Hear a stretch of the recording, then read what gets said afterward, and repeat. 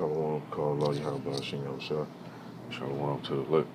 I was watching this video on the news. It's talking about the U.S. military is everywhere, which is some underground news, not no mainstream news. Let me correct that. But it's basically got a breakdown on how the U.S. military is positioned So you may have everywhere. heard that Iran. Let me go back.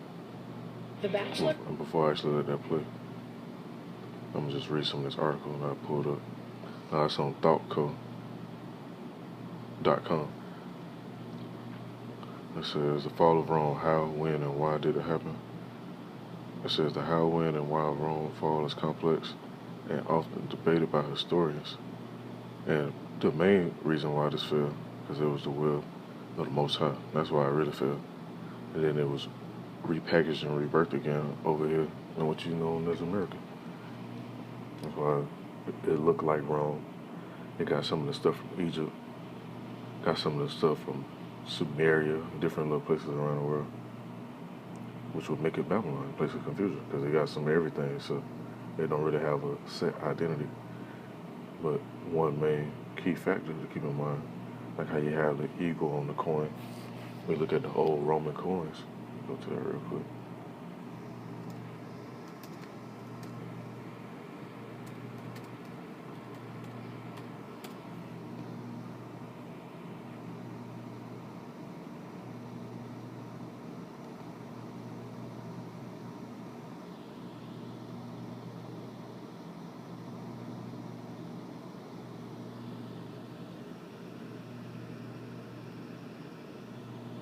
Let me find the exact one.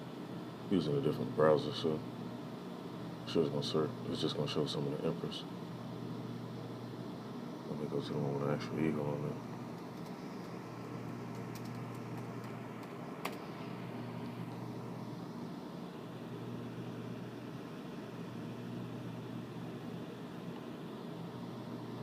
Now, what other place in the world got a coin like this? This one, oh, I know a place that is. Let me type this in real quick.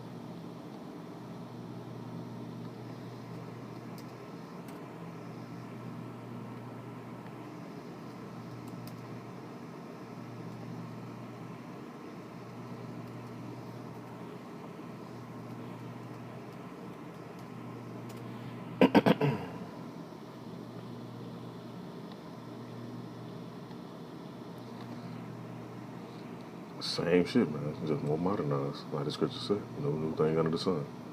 Now, I'm gonna just go back into this article and read on some more. The fall of Rome generally refers to the way in which the imperial nation changed over the course of hundreds of years until its form was unrecognizable.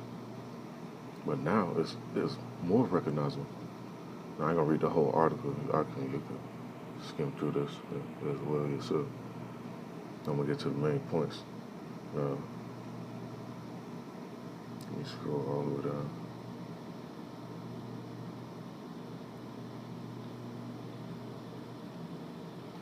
Okay, here you go, right? It says, why did Rome fall?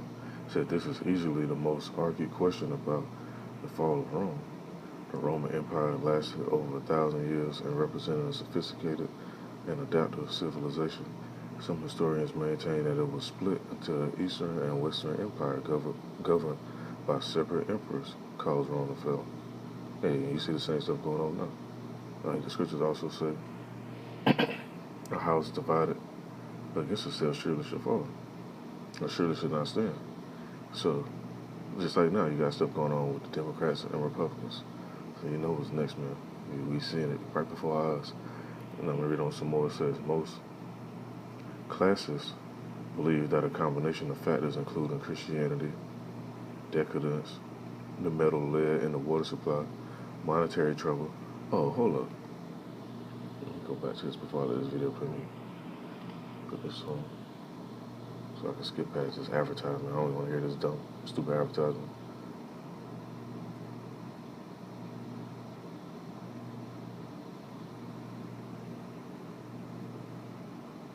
I ain't gonna play this video, I just actually show the other one that's on the side. I got queued up. What it says, U.S. debt will explode under Biden to 78 trillion. So this sounds like the same stuff all over again. Monetary trouble. Oh, another thing, and military problems caused the fall of Rome. Imperial incompetence and chance could be added to the list, and still others question the assumption behind the question and maintain that the Roman Empire didn't fall so much as adapt to changing circumstances. And then they fell. That's why you had the Dark Ages. There was a point in time when our people was ruling too as well. And they try to cover up that part of history. I ain't gonna get into that part of it. I just wanted to break this down on how Esau, because the actual Romans are Edomites. They was never done away with. They wasn't kicked off the planet or some shit. Or they didn't just wither away and die. They just changed their name and repackaged everything. Because America's not called Rome, but it still got the same stuff. When they had a Super Bowl, what numbers they use? They don't use Chinese numbers. They don't use Aramaic numbers. They use Roman numerals. Let me go to this real quick. Country on Earth in 2021 wasn't the United States, but rather Spain. And instead of setting up military bases just in their own country, they also set up bases all around the world. Lots of those bases are in former colonies, but also there's a bunch in the United States. Just imagine this. You zoom into Fayetteville, North Carolina, and you see a huge military base. But it's not a U.S. military base. It's a Spanish base on American soil, with lots of homes for the Spanish soldiers and their families, powerful weapon systems, aircraft, all run by the Spanish military.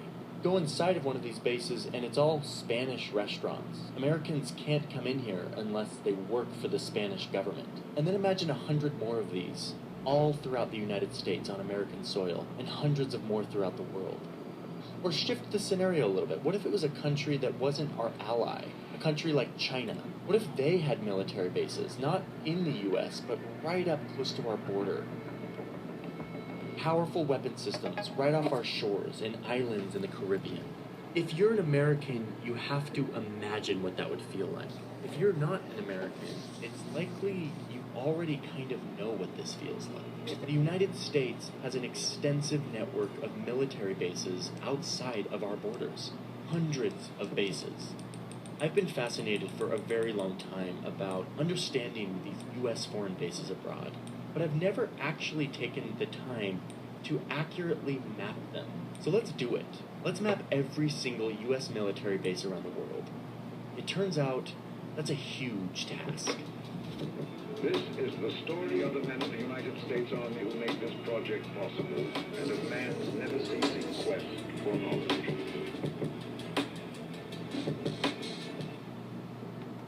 All right.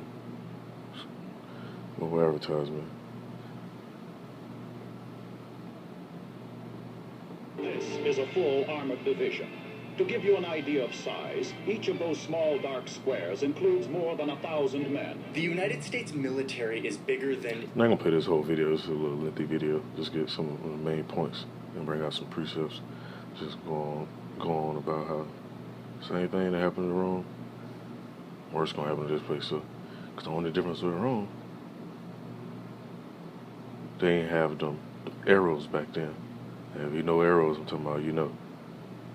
Any of us can really fathom. It's so big that even the U.S. military doesn't know how big the U.S. military is. Back in 2018, 1,200 independent accountants and analysts came in to try to audit the U.S. Department of Defense. Basically try to get like a paper trail of how big this thing is, how much money it spends, etc.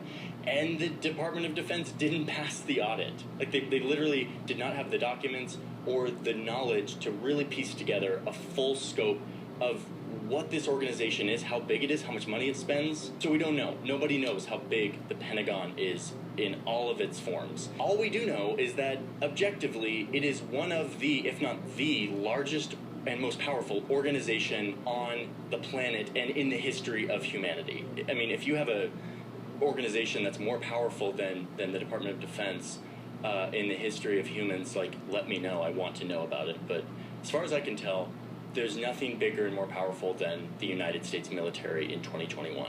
And much of the U.S. military is not actually in the U.S., but is actually outside of our borders, all around the world. This post is somewhere in Germany, overlooking a sector of the Iron Curtain. One of the first things that Joe Biden and his administration did when they came into power a couple of weeks ago down the road was ask for an assessment of how big is our military presence around the whole world? What is our strategy? And what actually does this presence look like?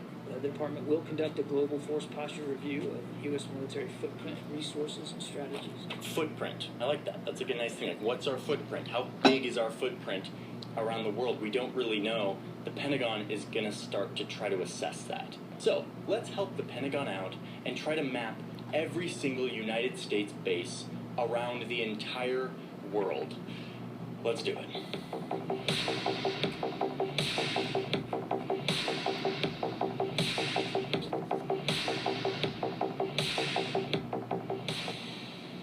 It wasn't too long ago when I used to think that having military bases in other countries was totally normal. Like, doesn't every country have, like, military bases in other countries? No, and there's a reason for that. And I'm just pause there right there. I ain't even going through the whole video because it's just going to break down and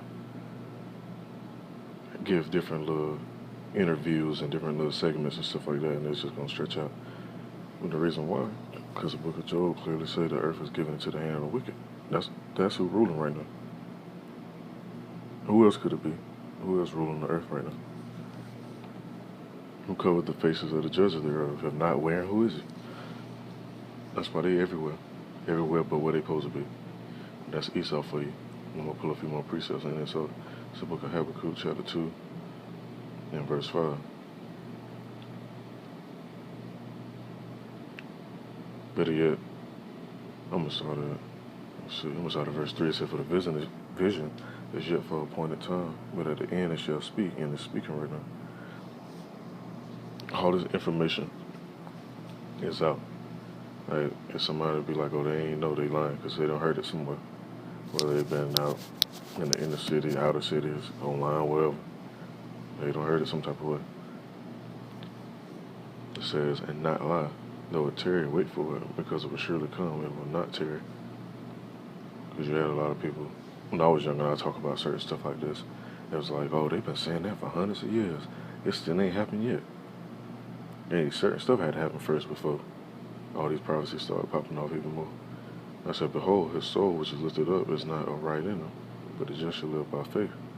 Yea, also because he transgresseth by wine, he is a proud man, neither keepeth at home, who enlargeth his desire is hell, and is as death, and cannot be satisfied, but gather unto him all nations, and heapeth unto him all people. That's why you got a military everywhere, in China, South Korea, near France, Poland, out there in Alaska. All these different little bases. I ain't got to go down the list. It's online. They set up different little garrisons, so to speak, so they can control areas. Let me see. I'm going to jump down to verse 8. It says, because thou hast spoiled many nations, all the remnant of the people shall spoil thee, because of men's blood, and for the violence of the land, of the city, and of all that dwell therein. Because they don't do a lot of shit, man. Just to move their military in. They don't just come in and people be like, you know what? You can go ahead and set your base up right here. I don't even mind. Just set it right up over there. We're going to bring y'all some coffee and some hot cakes or something. No, they go in there and do some wild extortion type shit. And then the people got to submit. The next thing you know, a democracy gets set up, a republic. I'll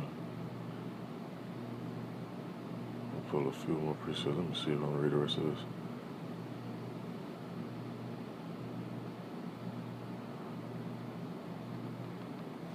Go to this other precept that I was going into.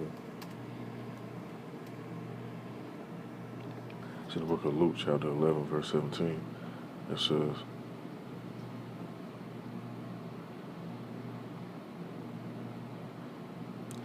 but he knowing their thoughts said unto them, every kingdom divided against itself is brought to desolation, and a house divided against a house falleth. And lately, that's all you've been seeing in the news. The Republicans don't want to agree with this type of law being passed. Democrats don't want to do this. but the Republicans want to do it. It's just been going back and forth. And they all supposed to be up under one little umbrella or whatever. And ultimately, that's what they're pushing for anyway. Just so they can bring this new world agenda, which is being unfolded as we speak. It's been unfolded, because it ain't just being unfolded. It's all type of stuff they don't put in motion, whether it be with the media, whether it be with the currencies, the type of food people eat, all this little different stuff, man.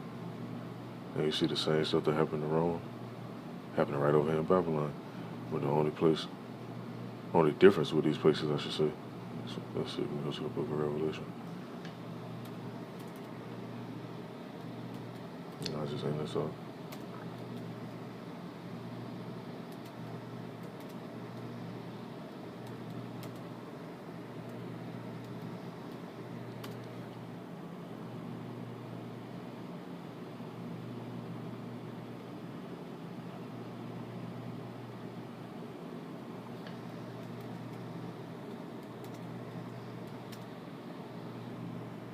It's in the Book of Revelation, chapter 18, verse 19.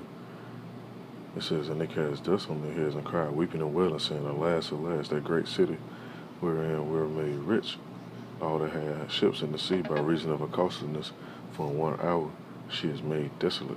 See, back in Rome, the fall, then it took some time. Like, this article actually breaks that down when it goes into the wind. It says, I'm going to read a little bit of this. It says, "In his masterwork, The Decline and Fall of Rome Empire, of the Roman Empire, historian Edward Gibbon selected 476 CE. It says a date most often mentioned by historians. The date was when Odessa, the Germanic king of the Torcellan, deposited Romulus Augustulus, the last Roman emperor, to rule the western part of the Roman Empire. The eastern half became the Byzantine Empire, which, if you know your history, you know who was ruling the Byzantine Empire. Which is its capital at Constantinople, modern Istanbul. It says, but the city of Rome continued to exist. Some see the rise of Christianity as putting an end of the Romans. Those who disagree with that find that the rise of Islam was more fitting booking to the end of the empire. But that would put the fall of Rome at Constantinople in 1453. In the end, the arrival of Odessa was but one of many barbarian incursions to the empire. Certainly the people who lived through the takeover would probably be surprised by the importance we place on determining an exact event in time, because they was ruling from a certain period of time. Yeah, every kingdom, they had their time, just like Egypt had its time, Samaria had its time, ancient Babylon had its time, Greece had its time, Rome had its time. Hey, we in that last place, baby. It's got its time too, and that's what the Book of Revelation talking about. Now, of course, nobody don't want to see that. They want to be attached to Babylon. That's why the scripture says, "Arise ye and depart, for this is not your rest." Because you get too attached to this place. It'd be like Lot's wife when the angel was like, "Don't look back," and she looked back. You still want to hold on to all this stuff, but in your mind, you should know, like, hey, it's gonna be a day when this prophecy right here come to pass. Let me go down some more. Let me see.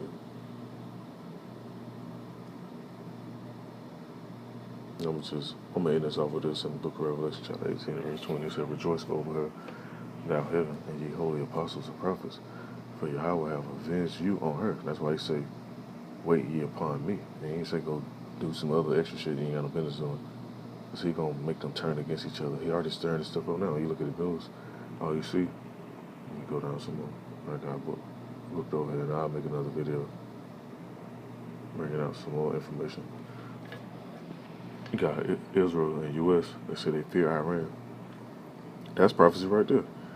They talk about the least of the flocks to draw them out. They consider it one of the smallest places on the earth, but they have a huge influence. And part of their influence and their defense come from the U.S. military. And the reason why they fear Iran, the Persians, because they've been doing deals with them other Edomites and Russians over there. and getting them arrows stocked up. So they spooked.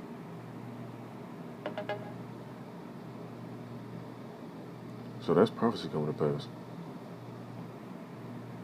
Let's write out the scriptures, man. Don't no other book break down no prophecy like this. And you really have to know what to look at and find this stuff. And ultimately, the Spirit got to be dealing with you, so you can see it clearly. It's clear as day to you. It's not like some little mystery, because it's a mystery to other people, but to certain individuals, it won't be no mystery. But anyway, in verse 21, it says, "And a mighty angel took up a stone like a great millstone and cast it into the sea, saying, Thus with violence shall the great city Babylon be thrown down, shall be found no more at all. And the voice of harpers and musicians and of pipers and trumpets shall be heard no more at all, and no craftsman, or whatsoever craft he be, shall be found any more in thee. And the sound of a millstone shall be heard no more at all in thee, and the light of the candle shall shine no more at all in thee. And the voice of the bridegroom or the bride shall be heard no more at all in thee. For thy merchants were the great men of the earth. For by thy sorceries were all nations deceived." And that's why a lot of these nations get deceived. Esau come with their little agenda. You already know who was behind the pandemic, deceiving everybody into following suit. And now all of a sudden they want to so-called be nice and want to help people out and want stuff to be better. Come on, man, that's pure deception. Now it says in verse 24, "And in her was found the blood of the prophets and the saints, and of all that was slain upon the earth." And this was the main place where the prophets and the saints were slain at. All the different tribes, from Judah all the way on down to Issachar, was slain over here. So Esau got to pay for that, man. And they will, as it is written. So I just want to bring this up. There goes this article once again. I can't want to go through that article. Lord's witness edifying call by Yahweh Shem Shah. Shalom to the left.